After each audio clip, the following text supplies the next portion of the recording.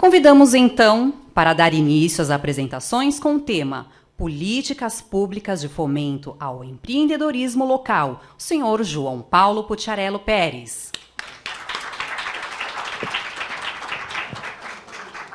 Boa tarde a todos. É um prazer imenso participar desse evento, idealizado pelo meu amigo Aristides Lopes dos Santos, ao qual tenho uma grande convivência de longos anos. Compartilhamos experiências, eu do setor público e ele do setor privado, voltado mais ao turismo. Então, gostaria de agradecer mesmo pela participação. E vamos iniciar aqui a apresentação. O tema Políticas Públicas de Fomento ao Empreendedorismo Local, porque daria uma ênfase maior durante a apresentação a políticas públicas de municípios em geral. E também apresentarei sobre algumas boas práticas públicas voltadas ao fomento ao empreendedorismo, à geração de emprego e renda e ao incremento da economia local. Bom, esse é o panorama da minha apresentação, com uma imagem bonita da nossa região metropolitana da Baixada Santista. Falaremos de alguns conceitos chaves, a distinção entre políticas públicas e decisão política, o ciclo das políticas públicas e os avanços que vêm ocorrendo no Estado brasileiro, como instituição, tanto nos governos federais, estaduais e nos governos municipais. Uma breve apresentação pessoal. Tenho formação jurídica, sou advogado, atuo no setor público há alguns anos e ocupei alguns cargos voltados em secretarias de Emprego e Desenvolvimento Econômico, Secretaria de Finanças também, e vim me especializando na área de gestão pública. Concluí recentemente uma MBA em Gestão Pública na Escola Paulista de Direito. Estou cursando uma especialização em Gestão Pública Municipal na Universidade Federal de São Paulo e também fiz uma especialização em Direito Constitucional. Atualmente, não poderia deixar de mencionar que sou professor do curso de Gestão Pública da Universidade Metropolitana de Santos.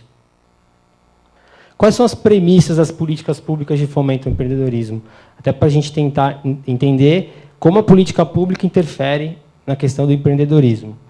As premissas poderíamos considerar como o diagnóstico atual. O ambiente de negócio, os investimentos e o arranjo institucional, eles estão diretamente relacionados à atividade do Estado, que pode criar barreiras ou incentivos. A nossa ideia é que o Estado crie incentivos e estímulos à atuação do empreendedor. E ouvimos e vemos pelos noticiários, pelos indicadores, pelos boletins econômicos, um momento de um certo aperto fiscal para a ampla maioria dos municípios brasileiros, estados e para a própria União. Então, diante desse cenário de aperto fiscal, o poder público precisa ter maior criatividade e maior estímulo ao empreendedorismo. Uma terceira premissa é que novos arranjos organizacionais são necessários diante desse cenário apresentado. E a própria sociedade exige que existam novos arranjos institucionais que considerem a participação de todos os atores, que são tanto atores do poder público estatais como não estatais. E eu cito também que o empreendedorismo é uma das estratégias dos agentes públicos para promover o desenvolvimento do município, estado e do país. Os conceitos chaves, existe uma diferença entre política pública e decisão política. A política pública, considerando o Estado empreendedor, envolve uma estratégia, uma decisão, um planejamento para que ocorra a sua implementação de fato. É diferente de uma decisão política, que considera interesses e preferências dos atores envolvidos. A política pública também considera os interesses dos atores, mas exige um planejamento técnico para ser implementado, para, ao final, ter uma efetividade e um impacto na sociedade. Quais são os principais atores? Os atores estatais ou públicos e os não estatais. Os estatais ou públicos, já foi até mencionado aqui por colegas que apresentaram anteriormente, o Poder Executivo, que tem maior ênfase no país, o Poder Legislativo ênfase na questão das políticas públicas, né? O poder legislativo, o poder judiciário, eu mencionei ali a burocracia, o funcionalismo público e os políticos que são eleitos para os mandatos ao poder legislativo. Os atores não estatais envolvem a imprensa, terceiro setor, a sociedade civil organizada, universidades, que tem um papel importante também na implementação das políticas públicas, e as empresas em geral. Esse aqui é um ciclo de uma política pública. Você inicia a política pública através de uma formação de uma agenda entre o poder público e a sociedade, através de uma demanda, uma necessidade. Por exemplo, se a taxa de desemprego está crescendo, você precisa criar políticas públicas que revertam esse cenário. E, através da definição do problema, da constituição da agenda, toma-se uma decisão e aí a política pública é implementada. Nós daremos uma ênfase maior à questão da avaliação da política pública. No caso das políticas públicas de fomento ao empreendedorismo, quais são os objetivos principais dessas políticas públicas? É gerar mais emprego, gerar mais receita pública para o Estado poder também investir, inclusão social, redução de desigualdades regionais e locais, atração de novos investimentos, adensamento da cadeia de negócios. Então, são diversos objetivos que envolvem as políticas públicas de fomento. Na avaliação dessas políticas públicas, nós precisamos verificar a eficácia da política, que é fazer melhor. Eu exemplifiquei. A eficiência, que é o menor custo, que é a criação de valor para o próprio contribuinte. Racionalização de recursos, otimizar recursos. E a efetividade é verificar se, através dos indicadores, essa política pública teve um resultado positivo. Então, essas 3 etapas da avaliação são fundamentais para o sucesso de uma política pública. Essa avaliação ela decorre de indicadores, e eu citei alguns principais produtores de dados econômicos e indicadores no Brasil atualmente. O IBGE, que é o grande agente centralizador dos indicadores, mas existem outros indicadores dos ministérios, do Banco Central, das confederações patronais, do próprio SEBRAE, que é muito importante também, e da Fundação Getúlio Vargas, que são indicadores que são importantes nessa avaliação dos impactos das políticas públicas. Quem são os empreendedores? Esse é um conceito que eu busquei, eu pesquisei, da Fundação Getúlio Vargas, para distinguir os empreendedores de alto valor agregado, alto impacto, que a gente poderia considerar como as grandes indústrias, as multinacionais, e os empreendedores de estilo de vida, que são os microempreendedores individuais, microempresários e empresas de pequeno porte. Mas apenas uma distinção para a gente desenvolver a apresentação. Quais são os principais estímulos que o poder público pode aplicar, instituir, para fomentar o empreendedorismo?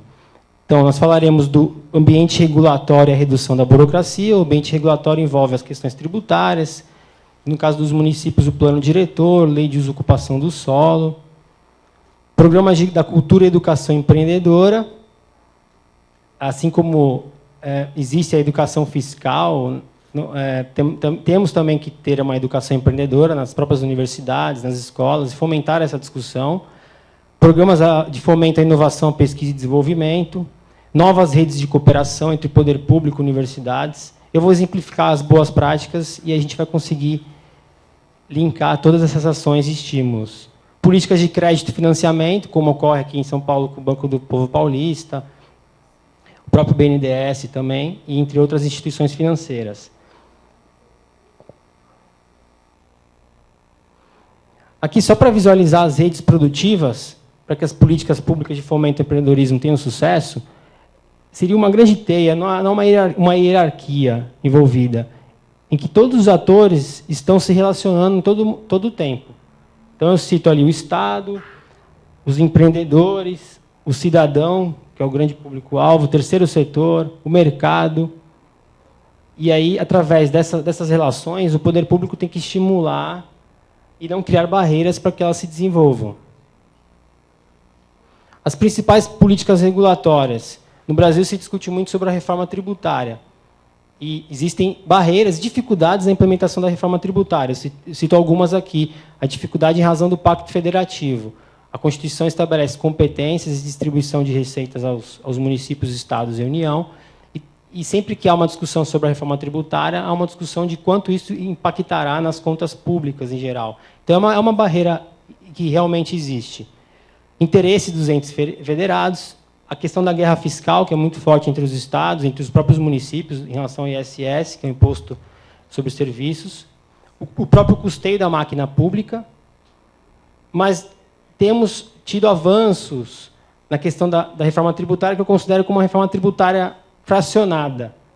Ela ocorre através de implementação de leis que incentivam o empreendedorismo. Qual o principal avanço que eu considero na questão regulatória? É a criação do Simples Nacional, que é voltado aos microempreendedores individuais, às microempresas e aos empreendedores de pequeno porte. Foi instituído em 2006. O Simples Nacional ele, através de um documento único de arrecadação, a empresa que, por opção, adere ao Simples Nacional, faz um recolhimento único de todos esses impostos que estão sendo mencionados aqui. Outros avanços do Simples Nacional é a questão das licitações públicas, em relação às contratações de até R$80 mil,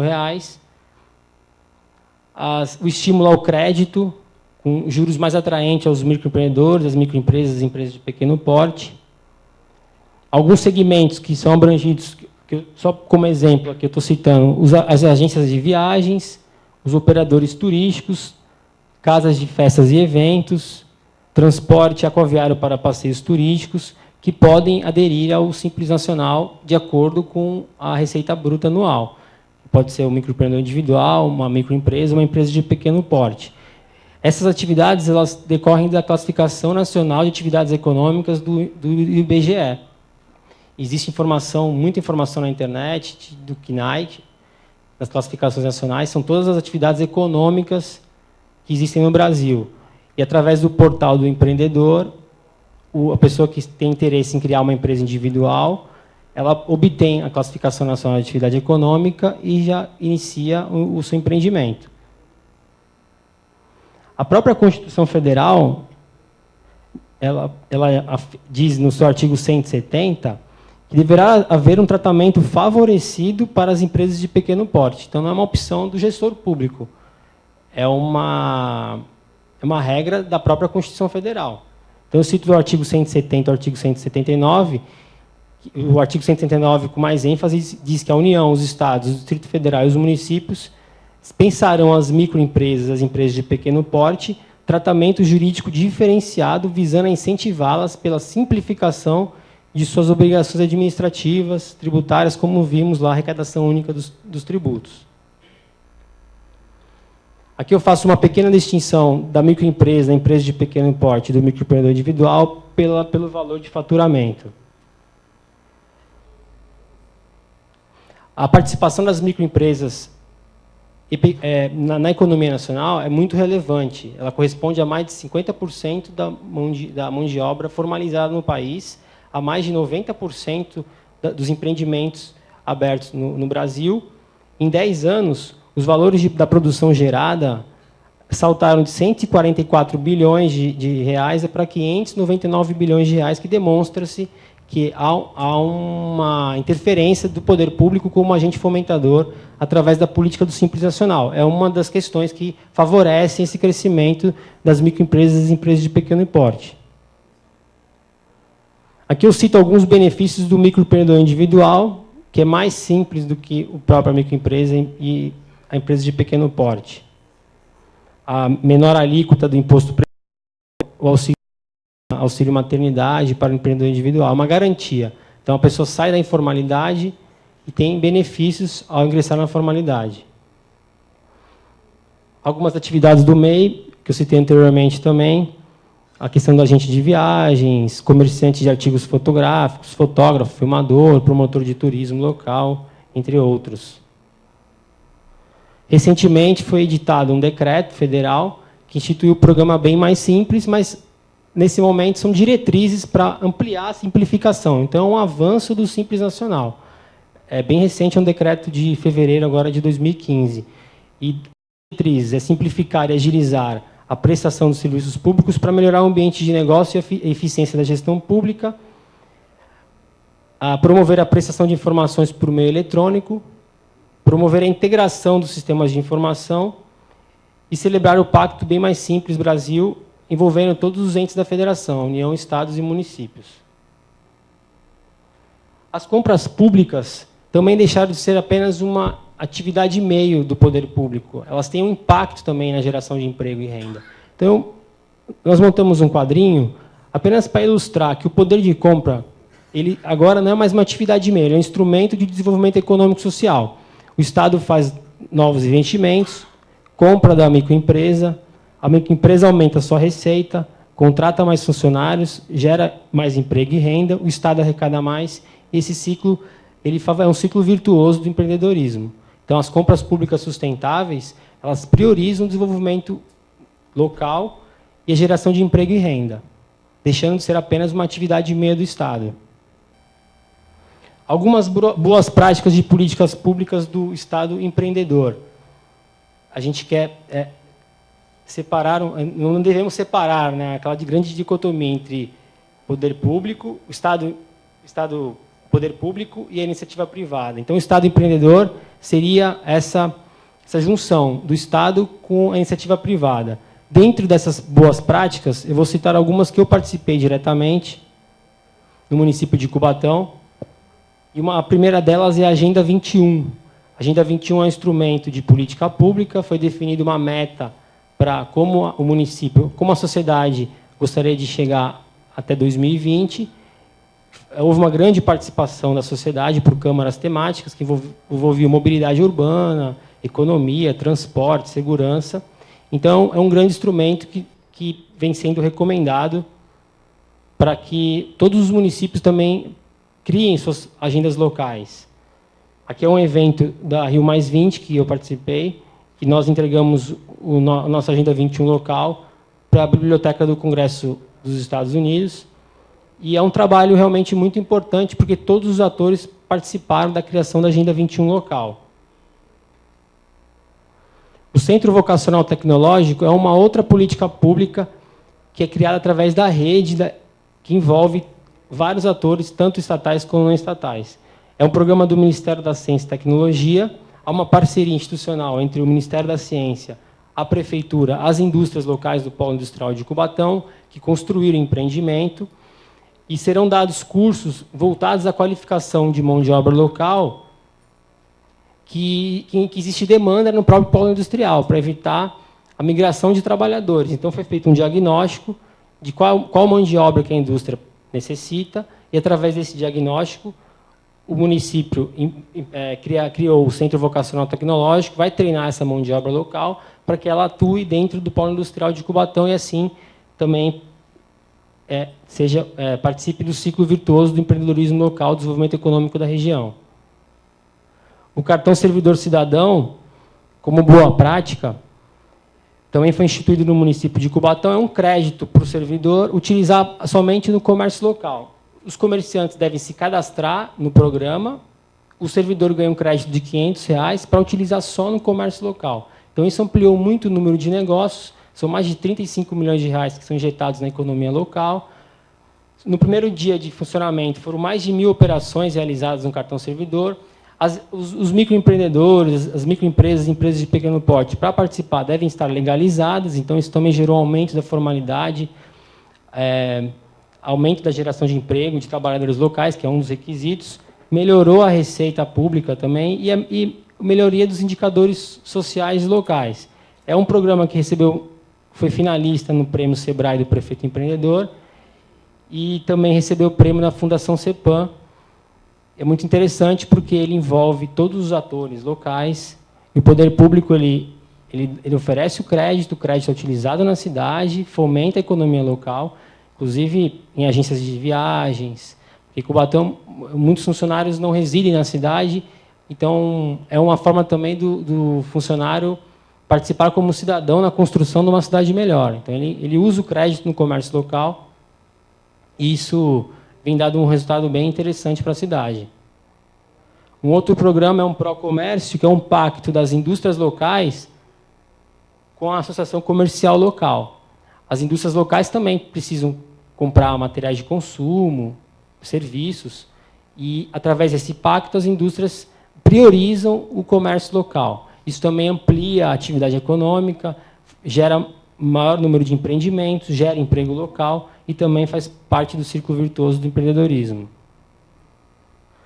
Esse é um programa, IPTU do Bom Empreendedor, é um programa de incentivo fiscal no âmbito municipal. O município ele dá um incentivo no IPTU para as indústrias que fazem adesão ao Procomércio, que é o programa anterior. Então, ele recebe lá um incentivo fiscal, uma redução no pagamento do imposto.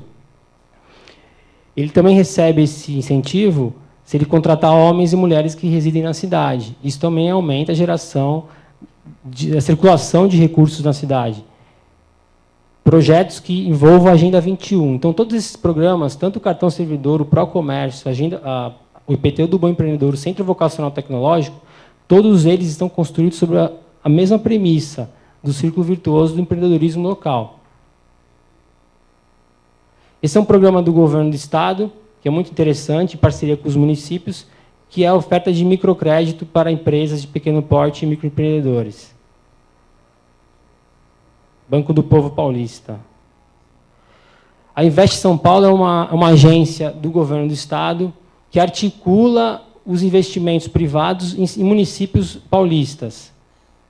Ela pertence à Secretaria Estadual de Desenvolvimento Econômico, Ciência, Tecnologia e Inovação. Eu já estive pessoalmente, eles fazem um trabalho muito sério, muito interessante, catalogam todos os indicadores municipais e eles atendem os empresários, muitas multinacionais, que querem investir no Brasil. Então, ela é uma agência que fomenta esses investimentos. É importante que os municípios também tenham esse contato, essa relação próxima com a Invest São Paulo para receber novos investimentos. O Sistema Paulista de Parques Tecnológicos também é um programa do Estado de São Paulo, junto com os municípios. Os municípios que têm interesse na constituição dos parques tecnológicos, aqui eu defino o que são os parques tecnológicos. São locais em que oferecem oportunidade para as empresas transformarem pesquisa em produto. É um aglomerado de empresas de tecnologia que tem alto valor agregado e que interfere diretamente no crescimento econômico da região. O primeiro, o pioneiro, o Parque Tecnológico no Estado de São Paulo é o Parque Tecnológico de São José dos Campos, é muito interessante, ele envolve universidades como a FATEC, a Unifesp, a Unesp, o ITA e o Senai. O Estado credencia a instituição, o Parque Tecnológico, que deve possuir um CNPJ próprio, e, a partir daí, as empresas que se estabelecem nesse Parque Tecnológico recebem incentivos fiscais para se instalarem. Essa última boa prática que eu vou citar é um programa do próprio Sebrae, que chama Fomenta, que faz pelo Brasil inteiro. O Fomenta é uma rede de negócios, é um evento que reúne autoridades públicas. É o que, na verdade, a gente também ocorre aqui nesse evento, do Seminário de Hospitalidade. O Fomenta ele reúne todas as atividades econômicas locais da região, escolhidos, os microempreendedores, as instituições financeiras, como o Banco do Povo Paulista, os programas do governo, e faz uma grande cadeia de relacionamento que geram novos negócios. Então, é uma prática muito importante do Sebrae, que é a aproximação do poder público com os microempreendedores, as microempresas, as empresas de pequeno porte. Para deixar destacado que são boas práticas, não considero melhores práticas, porque cada prática depende da realidade do indicador do município. A minha intenção não é comparar. Eu citei aqui do município de Cubatão, porque todas elas eu participei efetivamente, tanto na criação dos projetos como na implementação, algumas em andamento, como o Centro Vocacional Tecnológico, mas existem muitas outras boas práticas no Estado de São Paulo, no município de Santos também, em todos os municípios paulistas, e é importante que atenda às necessidades locais, para fomentar o empreendedorismo. Bom, gostaria de agradecer, fiz uma breve apresentação, e estou à disposição de vocês para qualquer dúvida, para continuar a participação.